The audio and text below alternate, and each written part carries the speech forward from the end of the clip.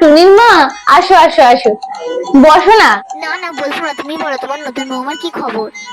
কি আর বলবো দিদি, এমন ঘরের বউকে বৌমা করে এনেছি, কিছু বলার নেই। বাপের বাড়ির অবস্থা তো সেরকম ভালো নয়, ছোট্ট টিনের চালের ঘর, তারা আবার কি দেবে। নিহাতি আমার ছেলে প্রেম ভালোবাসা করেছিল, তাই ওই মেয়েকে ঘরের বউ করে এনেছি, না হলে ওরম ঘরের বউ আর আমার এই রাজপ্রাসাদে কোনোদিনই আসতো না। মাকে আর নতুন করে কি বলবো দিদি, তোমরা তো সবই জানো, খাট বিছানা সোনা দানা জিনিসপত্র ঘর ভর্তি জিনিস সব কিছুতে ভরিয়ে দিয়েছি। জামাই কখনো বলতে পারবে তাকে কিছু দিইনি?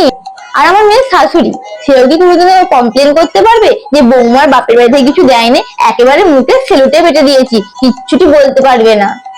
আর সেদিক দিয়ে দেখো আমার কপাল, আর সেদিক দিয়ে দেখো আমার কপালটা কতটা পোড়া, কিচ্ছুটি পেলাম না, না খাওয়ার না আলমারি না কিছু দিয়েছিল। দুটো ওই সোনার পাতলা পাতলা জিনিস, মানে ঘুমেও লাগবে না দুধ দিতেও লাগবে না। কি আর বলি দিদি, কপাল খারাপ হলে সব দিক দিয়ে খারাপ হয়। কে জানি মেয়ে আবার কিরকম হবে। মেয়ে আবার একটু শিক্ষিত, মানে আমার খোকার থেকে শিক্ষিত। কি জানি মাথায় উঠে মনে হয় নাচবে নাকি কি জানি।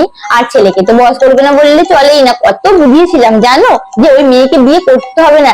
আমার ছেলে আমার কোনো কথা শুনলো না, এখন তো মনে হয় আমার ছেলে বিয়ের আগে থাকতেই পর হয়ে গেছে, ওই মেয়েকেই বিয়ে করলো। কি আর বলবো, কপালটা যে কি যে খারাপ, কি যে চাপে আছি, কি যে কষ্টে আছি, সেই কষ্ট কাউকে প্রকাশ করার নেই।